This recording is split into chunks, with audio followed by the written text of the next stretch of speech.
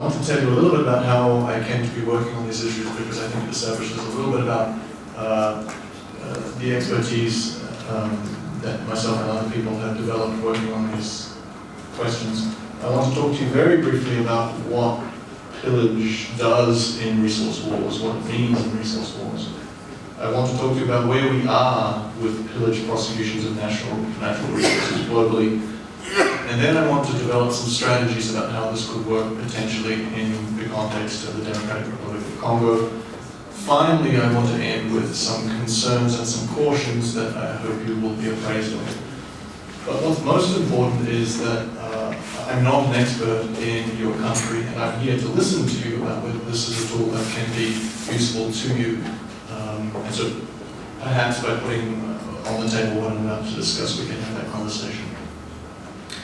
So I first became interested in these issues about 15 years ago when I was working as part of a trial team at the International Criminal Tribunal for Rwanda. And in that context, I observed significant atrocities that were taking place. Significant atrocities that were taking place in the Congo, and of course the great interest in the role of natural resources and weapons trafficking into the east of the Congo. I spent several years at the International Criminal Tribunal for the former Yugoslavia after that, and then left that role to undertake a project with the Open Society Justice Initiative that attempted to set out what the law was governing pillage of natural resources in war zones. I have various copies of the French version of the book that resulted that you're welcome to take from here. This, as I say, means that I know a great deal about the law, but I don't know a great deal about your country and your experience, so I hope that we can discuss whether this tool is something that's useful to you. What does pillage mean? Well, pillage just means theft in war. And international courts and tribunals prosecute pillage all the time. Usually, though, it's military or political actors who have been stealing all sorts of different types of property, like computers, money, cars, in some instances weapons. After the Second World War, though, there were a number of business people who were prosecuted for pillaging natural resources from occupied Europe. Manganese from France, coal from Poland, oil from Russia and elsewhere. And something happened that highlighted the potential relevance of this for the Congolese experience several years ago, which is the International Court of Justice found that Uganda was responsible for pillaging Congolese resources. Now, pillage, of course, can be the basis for one state, Uganda, owing obligations to the Congolese state. But it's also a war crime that can have significant implications for politicians, for military personnel, and for individuals within businesses. And the essence of what pillage means then is appropriation of natural resources without a legitimate concession, or appropriation with the concession, but that concession is not issued by the legitimate authority. Or finally, the third variation is exploitation of natural resources when you do have a legitimate concession, but you exploit well beyond what that concession allows you to do. There are various humanitarian exceptions into this, such that you can exploit natural resources if you are using the proceeds to maintain a civilian population around you. That by implication, if you're a prosecutor and thinking like a prosecutor, as soon as you can say that natural resources are being exploited to enrich elites, or to finance the purchase of weapons, or when the proceeds are being sent outside of the Congo, this automatically says that it's no great benefit to the local population and therefore constitutes pillage.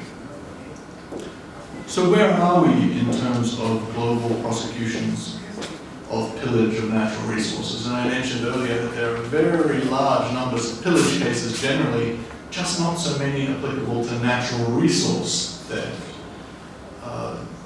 To the best of my knowledge, there is one case presently in Switzerland involving Congolese gold, There's a formal investigation into a company called Agua Boreas for pillaging Congolese gold.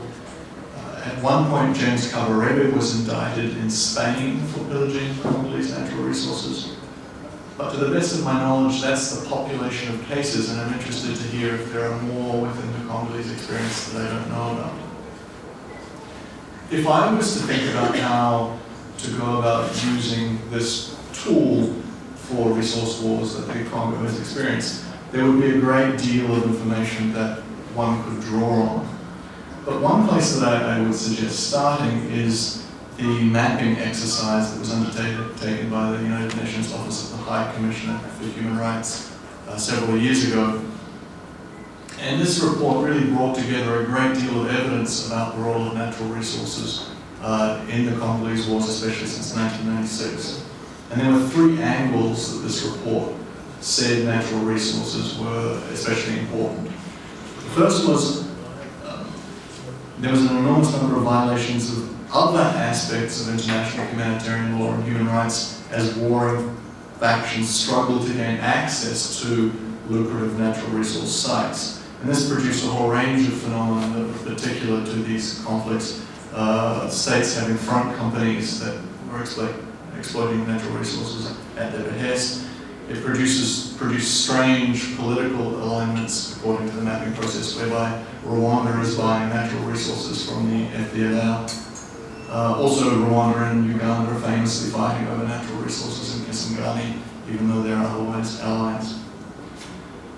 The other angle, the second angle that the mapping exercise speaks to is the consequences of long-term occupation of natural resource sites, and especially the terror and coercion of the local population to be mining in those sites. At some points in 2002, the mapping exercise speaks to 60 to 70% of coltan extraction being forced labor, deplorable working conditions, and so on and so forth. The final angle that the UN mapping process is interested in is the huge profits that are acquired from natural resource predation, which are used to fund weapons purchases and the bankrolling of the armed conflict itself. Almost all parties to the war were doing this in various forms. And so part of the idea with Pillage is that you are at least attempting to address the core means and motivation for armed violence. Now, there most certainly are a whole range of different motivations for violence in the Congolese experience, but I think there's good evidence to say natural resources was one important one. Let me finish by just saying something about the concerns that a number of groups have raised about how these prosecutions might function on the ground and the implications that these may have for the Congolese people. So one of the responses to this is that exploitation of natural resources, especially in the east of the Congo, has always been illegal, and that if you start prosecuting anyone for pillaging natural resources, you will effectively shut down an industry and you will create a perverse incentive for local populations to join military groups and to go back to war in order to find some means of sustaining their lives. These are important and compelling criticisms on some levels, and certainly demand careful consideration before bringing these sorts of prosecutions. At the same time, the alternative seems fairly stark. The alternative is to say that anyone in the Congo or elsewhere in the world who has this sufficient military power to seize natural resources owns them, which implies that no one owns Congolese resources, just whoever can take them. And that, for me and a number of other people who think about these sorts of issues, is perverse. It effectively replicates colonialism, which is obviously not in the best interest of the Congolese people, even over the medium term. More broadly, it's very difficult to imagine an argument whereby a continuation of the status quo and the role of resources in the status quo is in the net best interests of the Congolese people. I mean, we know the consequences of the way this has played out. But these are some of the sorts of questions that I hope the Congolese people will grapple with and think about carefully as they think about bringing these sorts of prosecutions. So those then are my reflections. If this is a helpful tool to you, I am at your service in terms of bringing these prosecutions in the future.